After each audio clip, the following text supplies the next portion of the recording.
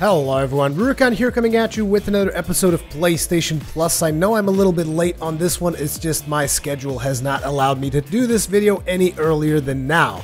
But anyways, these are the titles that are going to be coming your way if you're a PlayStation Plus subscriber during the month of November, as well as I got a couple of titles that the European side mentioned for the month of December and January, but we'll get to those later on.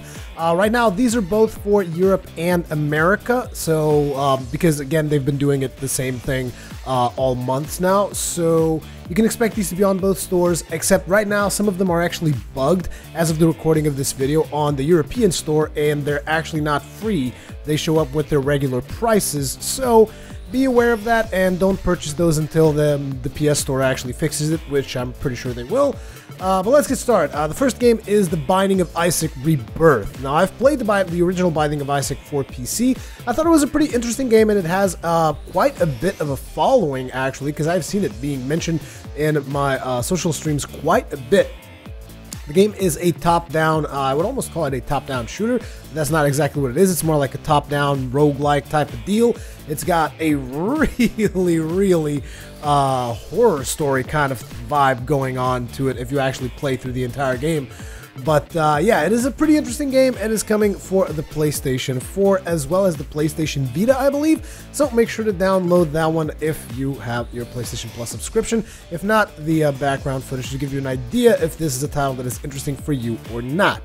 Coming up next, also for the PlayStation 4, we have SteamWorld Dig. Now, this is a title that I haven't really played yet, and I don't know a whole lot about it. They say it is a platform mining adventure with strong Metroidvanian influences. You guys should be able to see some video in the background there that should give you an idea what the title is like. They're going a little bit strong on the indies this month, from what I can tell. Now, this might not necessarily be a good thing. It all depends on whether or not you are into indie titles or not. I know that a lot of you guys are really into the AAA stuff, so when these kind of games pop up, you tend not to like them all that much. But hey, this is what you got to work with for this month. Next up, we have for the PlayStation 3 Frozen Synapse, and this is one of those games that is actually glitched on the European store, so be careful. Wait until they fix the price. Don't just outright buy the game unless you mean to buy it, because again, PlayStation Plus is somewhat glitched on the European side of things. This is a tactical game. I've played the original Frozen Synapse on PC. It was an interesting title. I kind of liked it because the thing is, you queue up actions for your soldier dudes, and then they play out at the same time as the actions that your opponent queued up. And you kind of see what happened. It's an interesting tactical game, in my opinion anyways. You guys should be seeing some footage in the background that should give you an idea what it's like. I'm not sure if Synapse, Frozen Synapse Prime is that different from the original one. They do say take on the role of tactics, leading a small rebel faction to overthrow a powerful corporation controlling the city of Markov Geist. Control an elite strike team of futuristic soldiers, from shotgunners and snipers to grenadiers and machine gunners, in the ultimate turn-based strategy game. Oh, yeah, it sounds like it's pretty much the same. It's an interesting game, but one of the things that really marked me about the original Frozen Prime was the soundtrack. The soundtrack was really good. Anyways, the next PlayStation 3 title, which is also going to be available for the PlayStation Vita, is Luftrausers, and Luftrausers is an amazing game. I can't say it any other way. It is one of the best indie games that I've played. It is incredibly simplistic. There's a video on my channel about that title, so if you're curious, just type in the name Luftrausers Rurikhan and you should be able to find it, and it is just a really good game. You essentially play a small little plane that you can customize, and then you just shoot down stuff from the sky. And as you shoot stuff down, you unlock new parts for your plane, so you can change like the body of the plane, you can change the engine of the plane, you can change the cannon that you're firing. And as you change these things, you actually get these call signs given to the craft that you've created, which is pretty interesting, and each craft handles differently. They say it's over 125 combinations of weapons, bodies, and propulsion systems to take to the skies to battle enemy fighter planes, battleships, submarines, and rival aces? Oh, rival aces for glory, honor, and high scores. Yeah, it's pretty interesting, and if you do play this game, my high score was, damn it, I can't remember. I think it was 18,000 or something like that. It was pretty high up in there. I mean, I get it, probably a lot of people have higher scores, but it's just a really solid title in my opinion. I really like it. Next up is going to be Escape Plan, which I've actually never played, and that is going to be both for the PlayStation Vita as well as the PlayStation 4, which is interesting. So you're actually getting 4 PlayStation 4 titles, and some of those titles obviously cross over. Actually, no, you're getting 3 PlayStation 4 titles. I just can't count anymore. And all those 3 titles still cross over to the Vita, which is just pretty neat.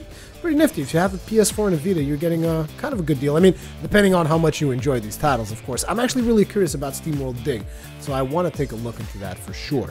But yeah, Escape Plan takes advantage of PlayStation Vita's system's multi-touch display, rear touch panel, swipe interfaces, and motion sensor, putting the fate of Lil and Larg into the palm of your hand. Players can swipe, tap, poke, squeeze, and slap our hapless heroes and interact with the unique and twisted world of each room. I guess that the main thing about this game is probably going to be its art style. I haven't played it, but it seems to me like that would be the thing, because I'm not a huge fan of games that go overboard, unlike the Vita's touch functionality or whatever. But yeah, there you go. That is another title that's going to be coming for the Vita and the PS4. And next is going to be the Hungry Horde for the Vita alone. And I have to be honest, I didn't think this game looked that great, but I could be wrong. Sometimes appearances can be deceiving. But this title is essentially about zombies. The zombies look kind of blocky, and there's a bunch of minigames that you can do. You can increase the size of your horde, which I'm not exactly sure what that means. They do describe it as lead a horde of zombies on manic missions to expand the ranks of the undead and destroy humanity. Battle the clock and attempt to trash the planet in this highly addictive run-till-you-die zombie rampage. One game and you'll be turned. I'm not so sure about that, but hey, you guys are watching background footage, so you guys should get a good idea of what that is like.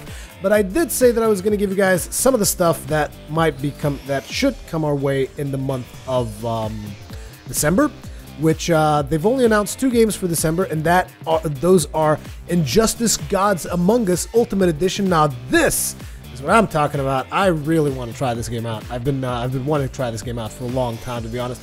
I just since I don't have that much time to play it, I didn't want to pony up the cash. But yeah, I'm really curious to check that out. And again, this is for December, not for November. December, people, okay? And you're also going to be getting Secret Ponchos. And then in January, you're going to be getting Infamous First Light and The Swapper. But obviously, I'm going to be making videos for those months as more information becomes available. Just thought I'd let you guys know that this was mentioned in the European side of things. And I'm assuming that the States are going to get those as well. So yeah, I know that a lot of you guys on my channel like the AAA stuff, so I know that some of you guys are going to be disappointed with what you're getting this month. But hey, there's also a lot of people that do enjoy the indies and whatnot, and Binding of Isaac definitely has a huge following. So that is November when it comes to PlayStation Plus. Thank you very much for watching. Leave me your comments, feedback, all that kinds of good stuff in the comment section below, and I will see you guys in the next one. Sorry for the stuttering, but I'm just really tired. Peace out, guys.